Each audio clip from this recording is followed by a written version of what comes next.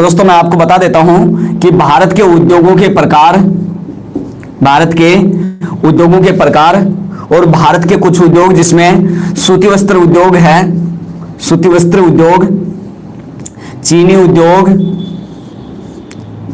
Jute उद्योग, cement उद्योग, लोहा इस्पात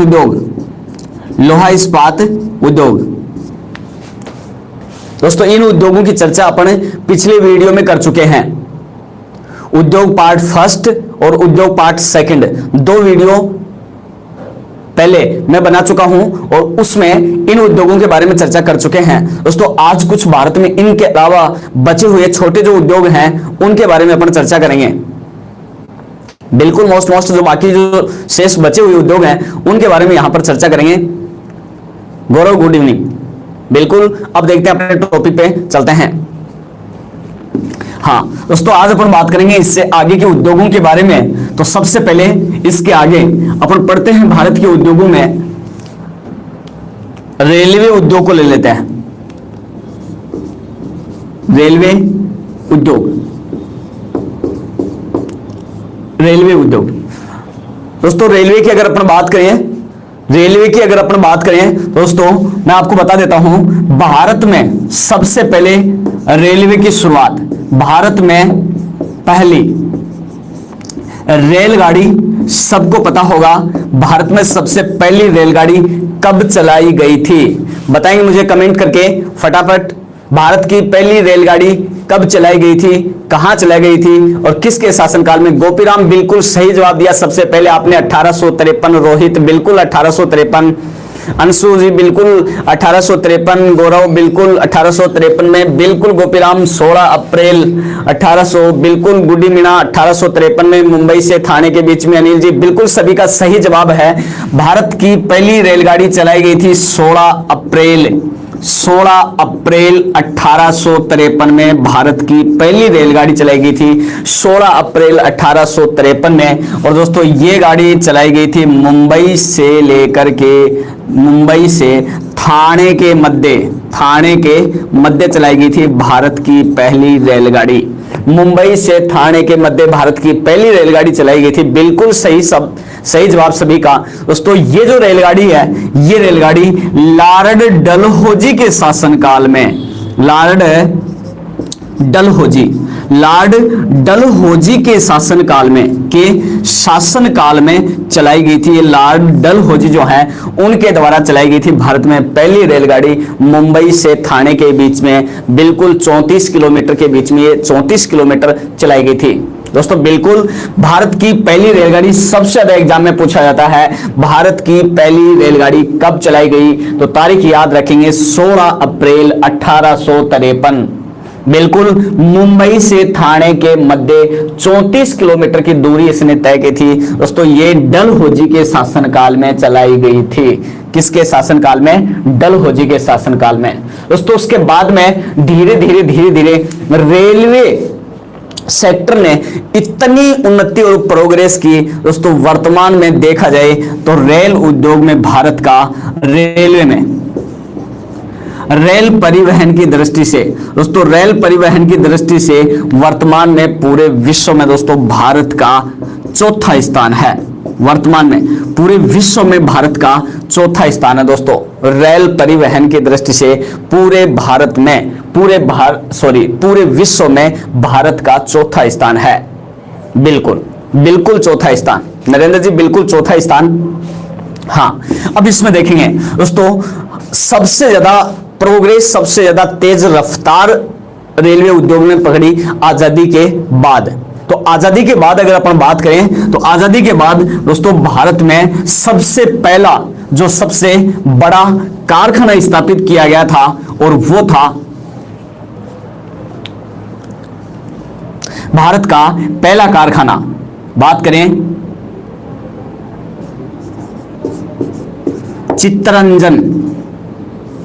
चित्तरंजन लोकोमोटिव, चित्तरंजन लोकोमोटिव नाम था, Chittaranjan locomotive works. Chittaranjan locomotive works. दोस्तों ये चित्तरंजन लोकोमोटिव वर्क्स जो है, हाँ चित्तरंजन लोकोमोटिव वर्क्स जो है दोस्तों, ये कारखाना स्थापित किया गया था आसनसोल में। Asansol, Asansol, Chittaranjan locomotive works Asansol. दोस्तों बिल्कुल ये आसनसोल पड़ता है पश्चिमी बंगाल में, पश्चिमी बंगाल में। दोस्तों ये प्रश्न इस प्रकार से एग्जाम में पूछा जाता है कि हाँ कि चित्तरंजन लोकोमोटिव वर्क्स कौन से स्थान पर लगाया गया। दोस्तों ये लगाया गया था आसनसोल पश्चिमी बंगाल, बिल्कुल आसनसोल पश्चिमी बंगाल में। और दोस्तों इसकी स्थापना की गई थी 1950 में, बिल्कुल इसकी स्थापना की गई थी 1950 में इसकी स्थापना की गई थी। और दोस्तों मैं आपको बता देता हूं कि ये भारत का पहला रेलवे उद्योग है। दोस्तों ये भारत का पहला रेलवे उद्योग था, भारत का पहला रेलवे उद्योग। तो सीधा सा प्रश्न आ जाए कि भारत का, हाँ बिल्कुल सभी एग्जाम के लिए इंपॉर्टेंट है रिजी, बिल्कुल सभी एग्जाम के लिए इंपॉर्टेंट है ये। भारत का पहला रेलवे उद्योग कहां पर स्थापित किया गया, तो आसनसोल पश्चिमी बंगाल में भारत का पहला रेलवे उद्योग स्थापित किया गया था 1950 में, 1950 में। दोस्तों ये जो कारखाना है इसकी बहुत सारी जगह, बहुत सारी शाखाएं, ब्रांच जो है वो खोली गई है जगह जगह, लेकिन इसका जो मूल जो मुख्यालय है, कार्यालय जो है वो है आसनसोल पश्चिमी बंगाल में। मेन कारखाना इसका यहां पर ही है। उसके बाद में दोस्तों बात करें भारत का दूसरे नंबर पर, अगर बात करते हैं दोस्तों भारत का दूसरा कारखाना स्थापित किया गया था इंटीग्रेल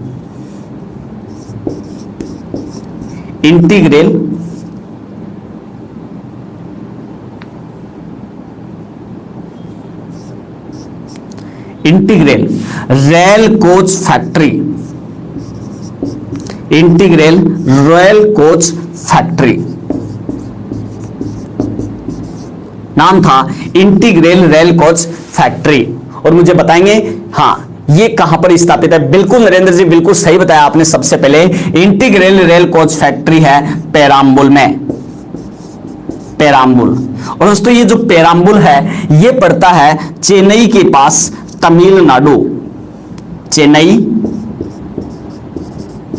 तमिलनाडु में, चेन्नई तमिलनाडु में दोस्तों ये कारखाना स्थापित किया गया था। इसकी स्थापना की गई थी दोस्तों 1955 में, बिल्कुल इसकी स्थापना की गई थी 1955। हाँ बिल्कुल ये integral rail coach factory Perambur Chennai Tamil Nadu में स्थापना की गई थी 1955 में। हाँ दोस्तों मैं आपको बता दूं कि वर्तमान में अगर रेल कोच की बात करें, रेलवे कोच के डिब्बे जो हैं वो सबसे ज्यादा इसी फैक्ट्री में बनाए जाते हैं। इसलिए दोस्तों वर्तमान में ये एशिया की सबसे बड़ी, याद रखेंगे भारत ही नहीं एशिया की सबसे बड़ी, एशिया की सबसे बड़ी रेल कोच फैक्ट्री है दोस्तों, एशिया की सबसे बड़ी रेल कोच फैक्ट्री है दोस्तों। वर्तमान में सबसे ज्यादा इंपॉर्टेंट क्वेश्चन है क्योंकि पहले दोस्तों ये दूसरे स्थान पर आती थी। बिल्कुल सुभाष जी, दोस्तों पहले ये दूसरे स्थान पर आती थी इंटीग्रेल रेल कोच फैक्ट्री। पहले चीन जो है वो सबसे ज्यादा रेल के कोच बना रहा था, लेकिन वर्तमान में अगर देखा जाए, वर्तमान में दोस्तों वर्तमान में चीन की कंपनियों को इसने पछाड़ दिया है दोस्तों। वर्तमान में यह एशिया की सबसे बड़ी रेल कोच फैक्ट्री बन चुकी है। तो प्रश्न आ जाए एग्जाम में कि एशिया की सबसे बड़ी रेल कोच फैक्ट्री कौन सी है, तो आंसर होगा इंटीग्रेल रेल कोच फैक्ट्री। और दोस्तों ये स्थापित की गई है पेराम्बुल चेन्नई तमिलनाडु में 1955 में।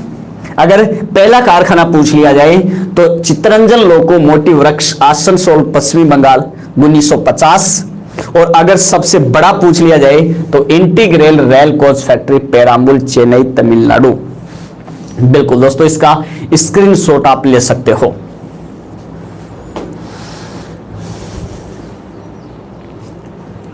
हाँ दोस्तों, उसके बाद में तीसरा कारखाना स्थापित किया गया।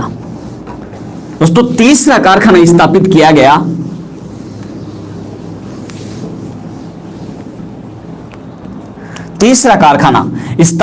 गया रेल कोच फैक्ट्री के नाम से। रेल कोच फैक्ट्री, तीसरा कारखाना दोस्तों ये स्थापित किया गया रेल कोच फैक्ट्री के नाम से, और ये स्थापित किया गया था दोस्तों कपूरथला। रेल कोच फैक्ट्री के नाम से कपूरथला, और दोस्तों कपूरथला पड़ता है पंजाब में। बिल्कुल सभी, बिल्कुल नरेंद्र जी बिल्कुल सही जवाब दिया आपने, कपूरथला पंजाब में। हाँ कपूरथला पंजाब। दोस्तों इसकी स्थापना की गई थी, बिल्कुल नरेंद्र जी सही जवाब दिया आपने, इसकी स्थापना की गई थी 1960 में। 1960 में दोस्तों ये कारखाना स्थापित किया गया कपूरथला पंजाब में। रेल कोच फैक्ट्री के नाम से कपूरथला पंजाब में स्थापना की गई 1960 में। बिल्कुल 1960 में मुस्कान जी, बिल्कुल 1960 में। दोस्तों उसके बाद में चौथा कारखाना डीजल लोकोमोटिव के नाम से, डीजल लोकोमोटिव के नाम से कारखाना स्थापित किया गया डीजल लोकोमोटिव वर्क्स के नाम से।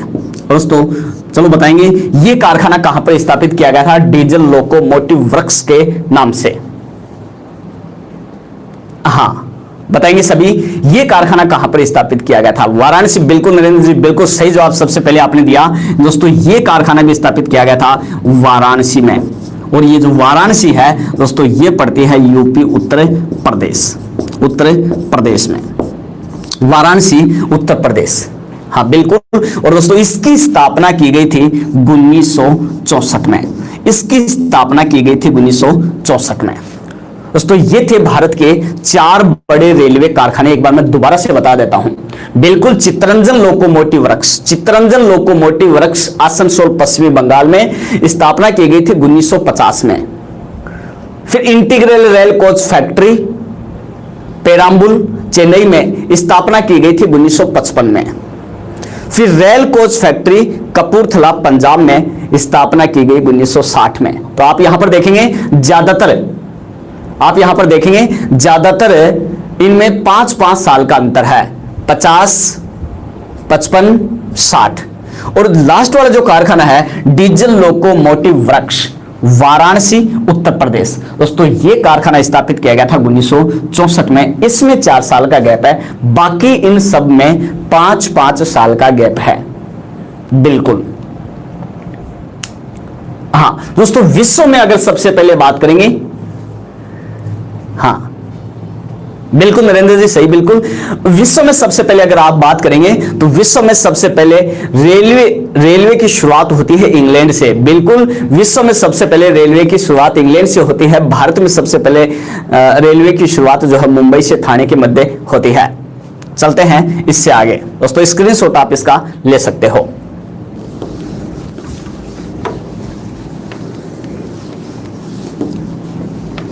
हाँ दोस्तों बात करेंगे अपन अगला उद्योग, और अगला उद्योग दोस्तों बात करें अगले उद्योग की तो अपन बात करेंगे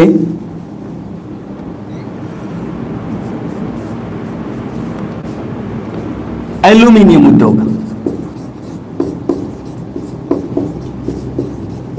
एल्यूमिनियम उद्योग दोस्तों वर्तमान में सबसे उभरता हुआ उद्योग है एल्यूमिनियम उद्योग। बिल्कुल, और देखिए यहां पर दोस्तों एल्यूमिनियम के लिए कच्चा जो माल है इसके लिए विशेषता है, कच्चा माल जो है दोस्तों बॉक्साइट होता है। इसके लिए कच्चा माल होता है बॉक्साइट। कच्चा माल इसके लिए होता है बॉक्साइट, और बिल्कुल बॉक्साइट उत्पादन में वर्तमान में विश्व में प्रथम स्थान पर ऑस्ट्रेलिया और भारत में प्रथम स्थान पर है उड़ीसा बॉक्साइट। दोस्तों ये जो बॉक्साइट है एल्यूमिनियम के लिए कच्चे माल के रूप में काम में लिया जाता है। दोस्तों बात करें एल्यूमिनियम उद्योग की तो भारत का पहला एल्यूमिनियम उद्योग एल्यूमिनियम उद्योग, भारत का पहला एल्यूमिनियम उद्योग दोस्तों स्थापित किया गया था जेके नगर में, जेके नगर। और दोस्तों ये जेके नगर पड़ता है पश्चिमी बंगाल में। भारत का पहला एल्यूमिनियम उद्योग स्थापित किया गया था जेके नगर, और दोस्तों जेके नगर पड़ता है पश्चिमी बंगाल में। भारत का पहला एल्यूमिनियम उद्योग स्थापित किया गया था। और दोस्तों मैं बात करूं इस कारखाने की, दोस्तों ये भारत का पहला एल्यूमिनियम उद्योग जो है पश्चिमी बंगाल में जेके नगर में स्थापित किया गया था 1937 में, 1937 में। दोस्तों ये भारत का पहला एल्यूमिनियम उद्योग जेके नगर पश्चिमी बंगाल में 1937 में स्थापित किया गया था। दोस्तों अगर आप देखेंगे अधिकांश उद्योगों के बारे में देखेंगे आप दोस्तों, ज्यादातर उद्योग जो है वो 1800 से मतलब 1900 के साल से पहले स्थापित किए जा चुके थे। जैसे बात करें सूती वस्त्र उद्योग की, 1854 में पहला सफर कारखाना। बात करें लोहा इस्पात उद्योग की तो 1874 में पहला सफल कारखाना। लेकिन दोस्तों ये एल्यूमिनियम जो उद्योग है ये 1900 के साल के बाद में यानी कि 1937 में इसकी शुरुआत होती है। यानी कहने का मतलब ये है कि ये एल्यूमिनियम जो उद्योग है ये सबके लास्ट में विकसित हुआ था, सबके लास्ट में, इसलिए सबसे नया उभरता हुआ उद्योग है एल्यूमिनियम उद्योग। हाँ दोस्तों उसके बाद में अच्छा यही पहला सफल था। अगर मैं बात करूं भारत का सबसे बड़ा, भारत का वर्तमान में भारत का सबसे बड़ा एल्यूमिनियम उद्योग, भारत का सबसे बड़ा एल्यूमिनियम उद्योग, भारत का सबसे बड़ा एल्यूमिनियम उद्योग। दोस्तों भारत का सबसे बड़ा एल्यूमिनियम उद्योग है नालको। बिल्कुल नरेंद्र जी बिल्कुल सही आंसर दिया आपने। नालको जो है ये भारत का सबसे बड़ा, ये नालको जो है ये भारत का सबसे बड़ा एल्यूमिनियम उद्योग है। और बिल्कुल नरेंद्र जी ये स्थित है दामनजोड़ी उड़ीसा में। ये नालको नेशनल एल्यूमिनियम, मैं यहां पर इसको अंग्रेजी में लिख देता हूं दोस्तों, ये इस प्रकार से NALCO national aluminium limited corporation.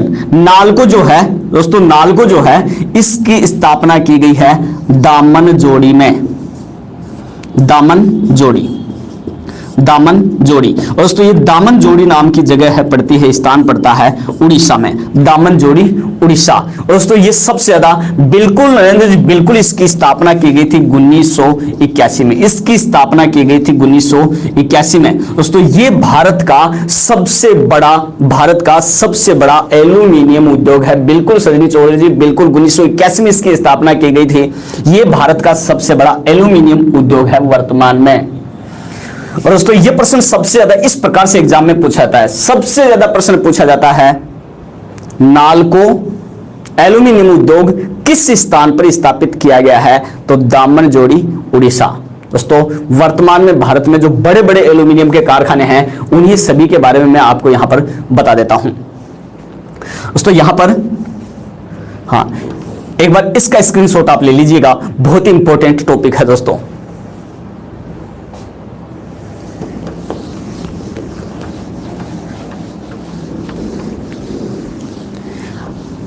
हाँ मुख्य जो एल्यूमिनियम के कारखाने हैं भारत में, उन कारखानों के बारे में बात करें अपन दोस्तों। एक कारखाना है नालको जिसका पूरा नाम है नेशनल एल्यूमिनियम लिमिटेड कॉर्पोरेशन।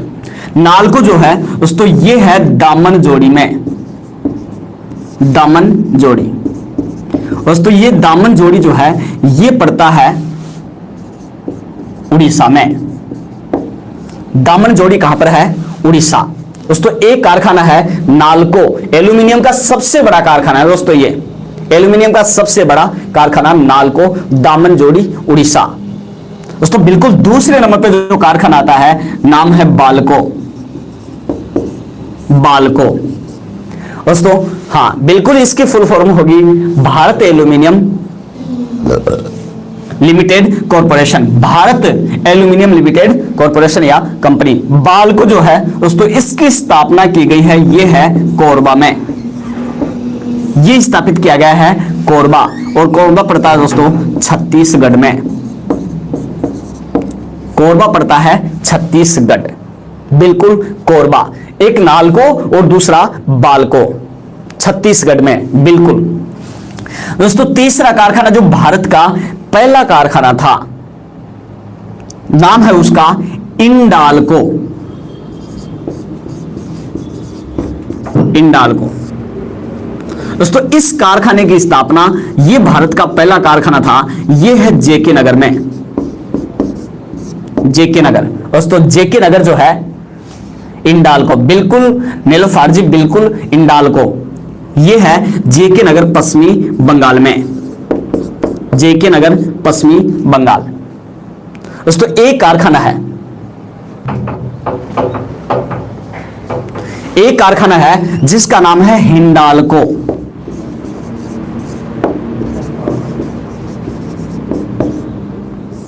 दोस्तों इनके नाम बहुत ही हिसाब से याद रखने हैं। हाँ बिल्कुल, अटपटे आपके लिए अटपटे नाम हो सकते हैं हिंडाल्को।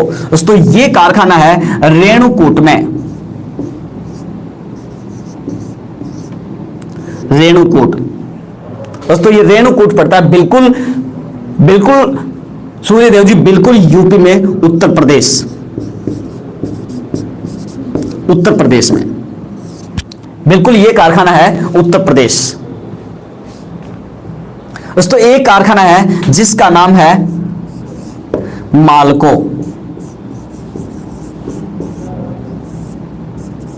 मालको। हाँ, और दोस्तों ये जो कारखाना है मालको, ये जो कारखाना है ये स्थापित किया गया है दोस्तों चेन्नई में, चेन्नई में। दोस्तों चेन्नई पड़ता है, सबको पता होगा, तमिलनाडु, तमिलनाडु। दोस्तों बहुत ही इंपॉर्टेंट है, सारे के सारे क्वेश्चन जो हैं, सारे के सारे क्वेश्चन वेरी इंपॉर्टेंट है, सारे के सारे प्रश्न वेरी इंपॉर्टेंट हैं, सारे के सारे कारखाने वेरी इंपॉर्टेंट है। ऐसे डायरेक्ट क्वेश्चन आता है एग्जाम में दोस्तों। प्रश्न आता है नालको कौन से स्थान पर है, तो दामनजोड़ी उड़ीसा। बालको कौन से स्थान पर है, तो कोरबा छत्तीसगढ़। इंडाल्को कहां पर स्थित है, तो जेके नगर पश्चिमी बंगाल। हिंडाल्को कहां पर स्थित है, तो रेणुकूट उत्तर प्रदेश। मालको कहां पर स्थित है, तो चेन्नई तमिलनाडु। दोस्तों पांचों के पांचों कारखाने, एक नालको, बालको, इंडाल्को, हिंडाल्को और मालको। दोस्तों एक कारखाना, एक कारखाना छोटा कारखाना है, छठवें नंबर पर अगर अपन बात करें तो नाम है वेदांता, वेदांता। दोस्तों ये कारखाना है झारसुगुड़ा में,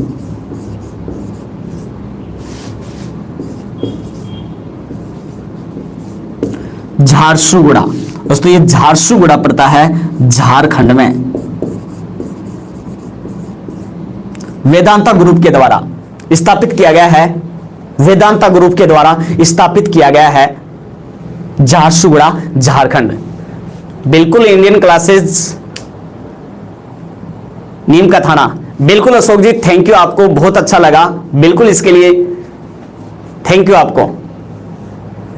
बिल्कुल अशोक जी, भारत में ये एल्यूमिनियम के 5 कारखाने हैं, 5 कारखाने एल्यूमिनियम के। नंबर 1 नालको दामनजोड़ी उड़ीसा में है, नंबर 2 बालको कोरबा छत्तीसगढ़ में स्थापित किया गया है, हिंडाल्को जेके नगर पश्चिमी बंगाल में स्थापित किया गया है, हिंडाल्को रेणुकूट उत्तर प्रदेश में स्थापित किया गया है, मालको चेन्नई तमिलनाडु में स्थापित किया गया है और वेदांता झारसुगुड़ा झारखंड में स्थापित किया गया है। दोस्तों अगर अपन बात करें, हाँ अपन बात करें सहयोग की। दोस्तों सहयोग की अगर बात की जाती है, सहयोग की अगर बात की जाती है दोस्तों, ये सबसे पहले मैं आपको बता देता हूं, ये नालको जो है दोस्तों फ्रांस के सहयोग से स्थापित किया गया है, ये स्थापित किया गया है फ्रांस के सहयोग से। बालको जो है दोस्तों ये स्थापित किया गया है सोवियत संघ रूस के सहयोग से स्थापित किया गया है। इंडाल्को जो है दोस्तों ये कनाडा के सहयोग से स्थापित किया गया है, कनाडा। और हिंडाल्को जो है, हिंडाल्को दोस्तों ये कारखाना यूएसए संयुक्त राज्य अमेरिका के सहयोग से स्थापित किया गया है। और दोस्तों माल्को जो है यह कारखाना इटली के सहयोग से स्थापित किया गया है, इटली के सहयोग से स्थापित किया गया है। दोस्तों बिल्कुल ये वेदांता जो है ये अपने भारत के वेदांता ग्रुप के द्वारा स्थापित किया गया है। एक बार दोबारा से देखेंगे, एक बार दोबारा से देखेंगे, नाल्को फ्रांस के सहयोग से, बाल्को सोवियत संघ के सहयोग से, हिंडाल्को कनाडा के सहयोग से, हिंडाल्को यूएसए के सहयोग से, माल्को इटली के सहयोग से और वेदांता ग्रुप। और इसके साथ में मैं आपको बता देता हूं कि इसमें वेदांता ग्रुप के साथ साथ में यहां पर थोड़ा सा सहयोग जो है वो जर्मनी से भी लिया गया था। अगर ये भी प्रश्न पूछ लिया जाए तो वेरी इंपॉर्टेंट है दोस्तों। बिल्कुल सभी सारे के सारे कारखाने वेरी इंपॉर्टेंट हैं और सारे के सारे कारखाने में मुझे उम्मीद करता हूं कि सारे के सारे आपने याद कर लिए होंगे। बिल्कुल स्क्रीनशॉट ले लीजिएगा आप इनका। बिल्कुल मंदिर जी, बिल्कुल बहुत अच्छी बात है। हाँ मिटा रहा हूं दोस्तों मैं।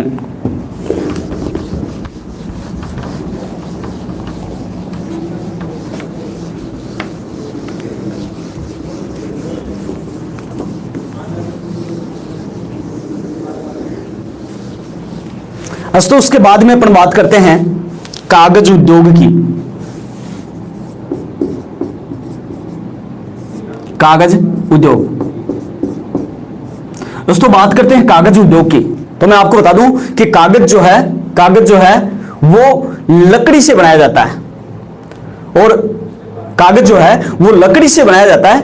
और लकड़ी की अगर अपन बात करें तो विशेषतः दोस्तों इसमें देवदार के वन काम में लिए जाते हैं।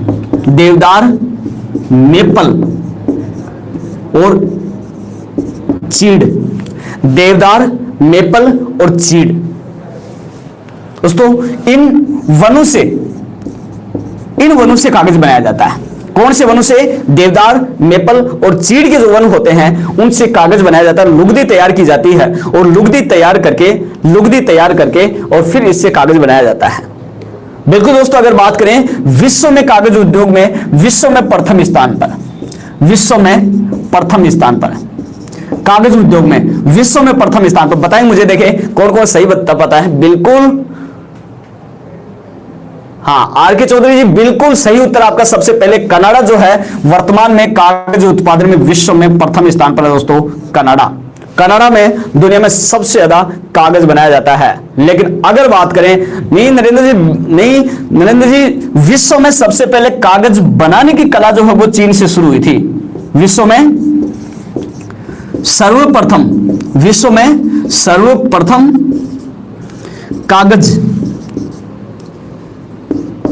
कागज बनाने की कला जो है दोस्तों ये चीन से शुरू हुई थी। हाँ ये है इसका उत्तर, चीन।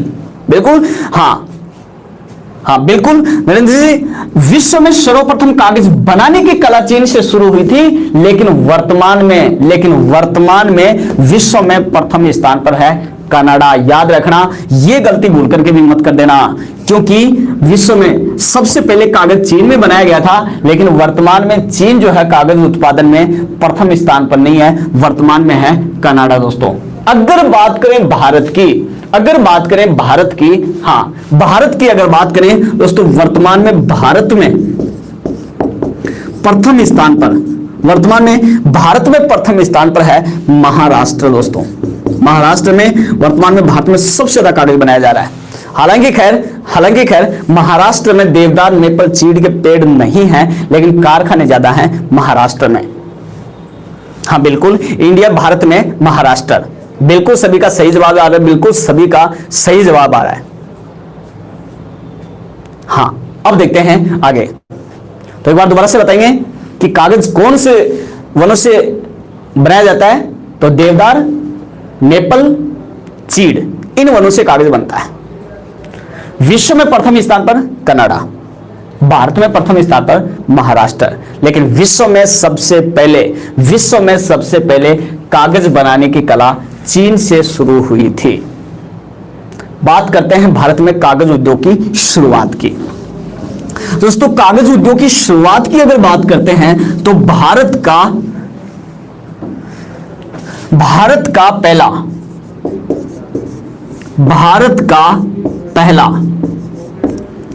असफल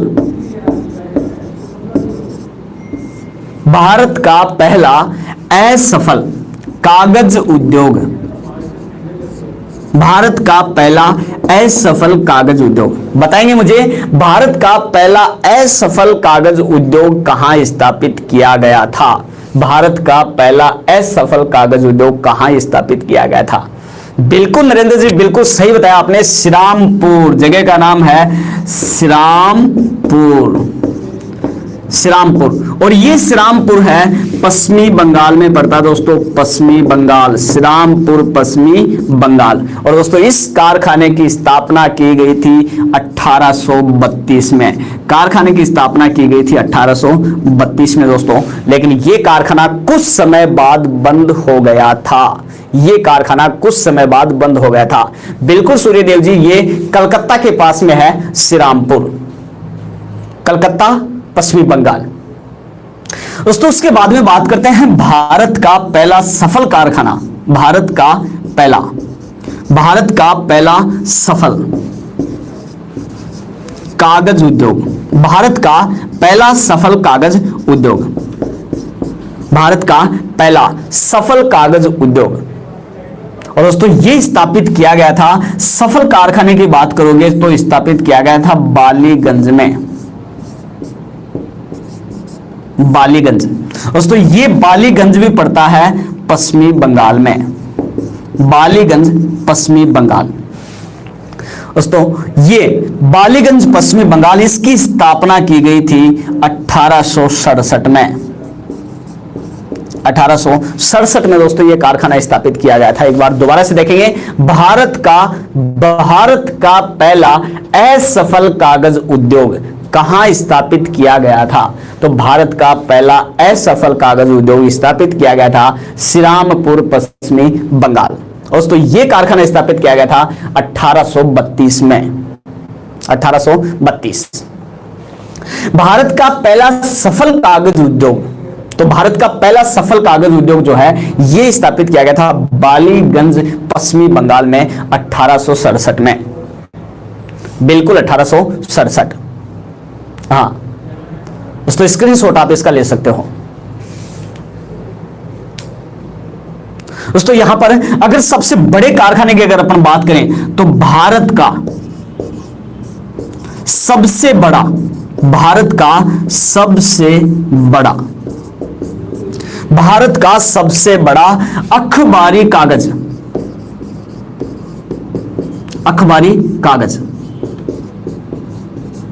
बनाने का कारखाना,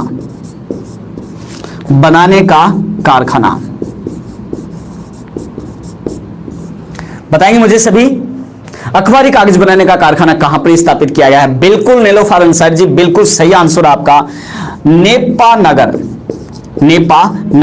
और ये नेपा नगर जो है ये पड़ता है एमपी मध्य प्रदेश। दोस्तों एमपी मध्य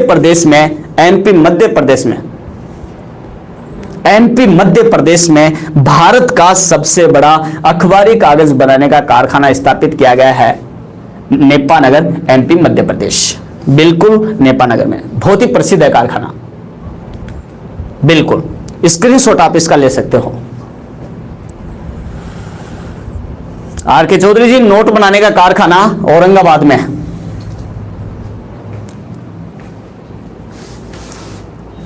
हाँ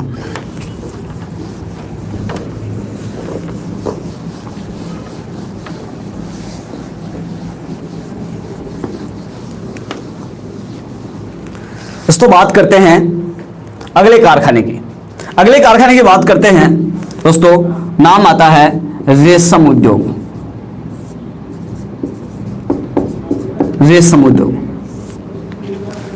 दोस्तों जो रेशम उद्योग है, रेशम उद्योग की बात करें दोस्तों, रेशम जो है, रेशम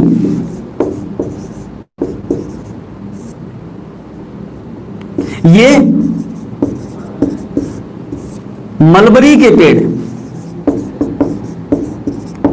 या जो अपन कहते हैं सहतूत के पेड़ पर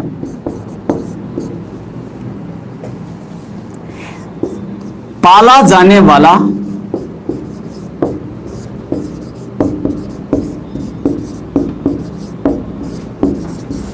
कीड़ा, कीड़े की लार से प्राप्त किया जाता है, लार से प्राप्त होता है दोस्तों,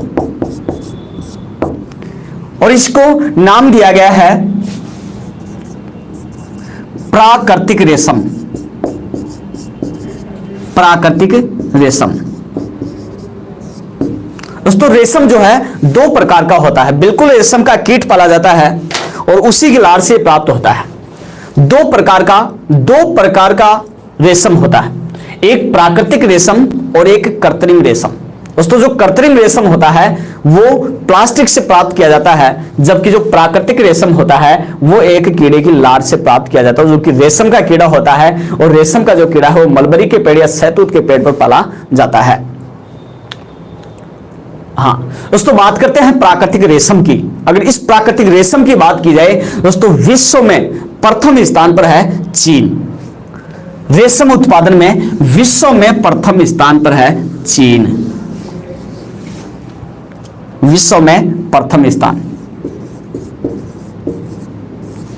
विश्व में प्रथम स्थान है दोस्तों चीन, विश्व में प्रथम स्थान पर है चीन। बिल्कुल रेशम उत्पादन में विश्व में प्रथम स्थान पर है चीन। और दूसरे स्थान की अगर अपन बात करें दोस्तों, दूसरा स्थान है भारत का, दूसरे स्थान पर आता है भारत, दूसरे स्थान पर आता है बिल्कुल भारत, दूसरे स्थान पर, बिल्कुल धर्मपाल जी, बिल्कुल मनदीप जी, बिल्कुल दूसरे स्थान पर आता है भारत,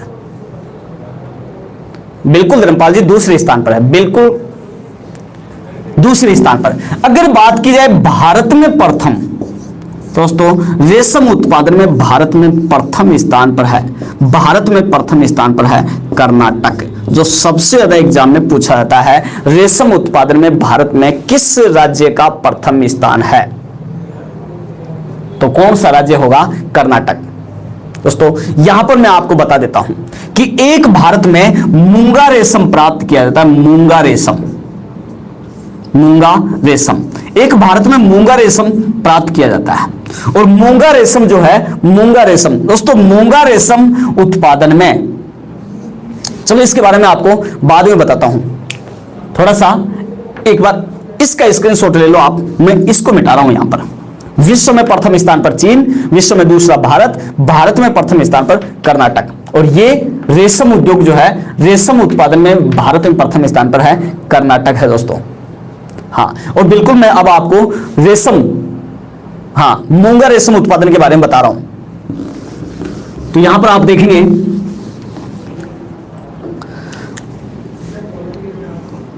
दोस्तों, एक मूंगा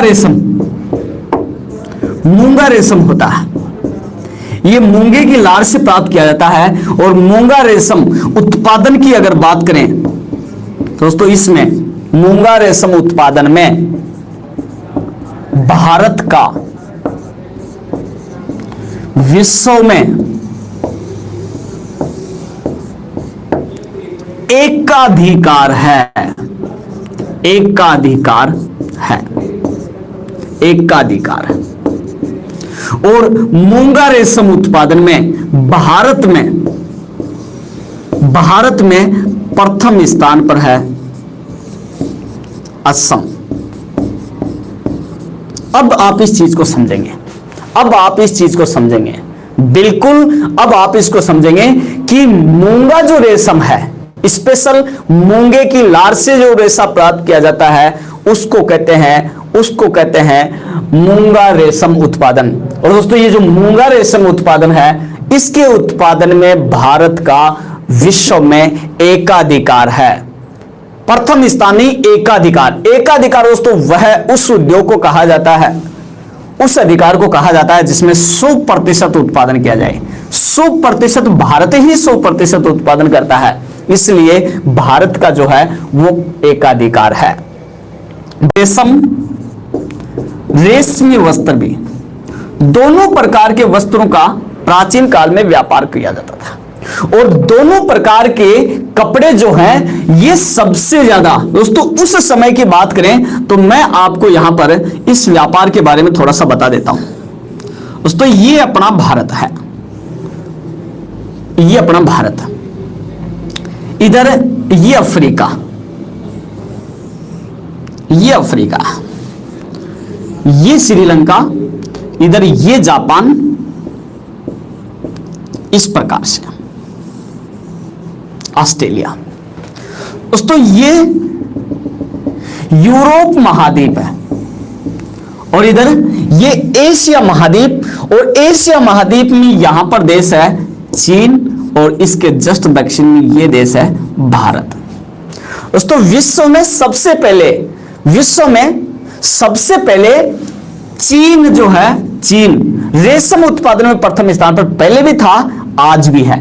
दूसरे स्थान पर भारत पहले भी था और आज भी है। करीब करीब दोनों देशों का विश्व में रेशम उत्पादन में लगभग एकाधिकार सा था।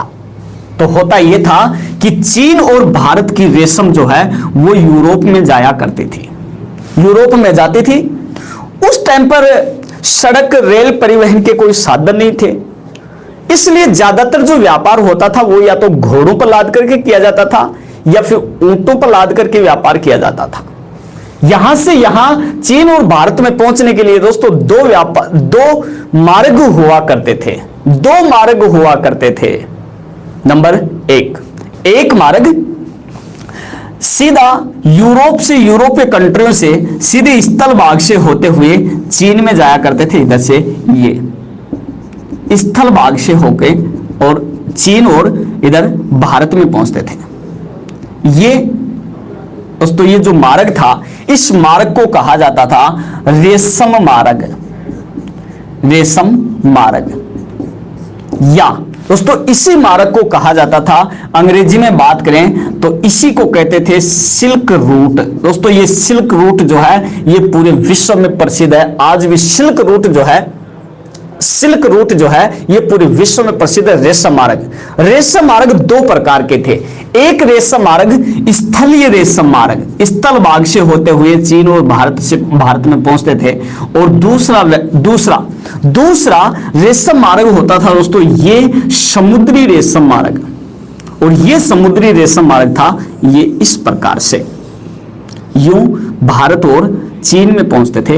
एक रास्ता था ये वाला, ये दो रास्ते थे, इस प्रकार से दो रास्ते थे, एक समुद्री मार्ग और दूसरा, ये दो मार्ग थे। एक था स्थल मार्ग और दूसरा था जल मार्ग।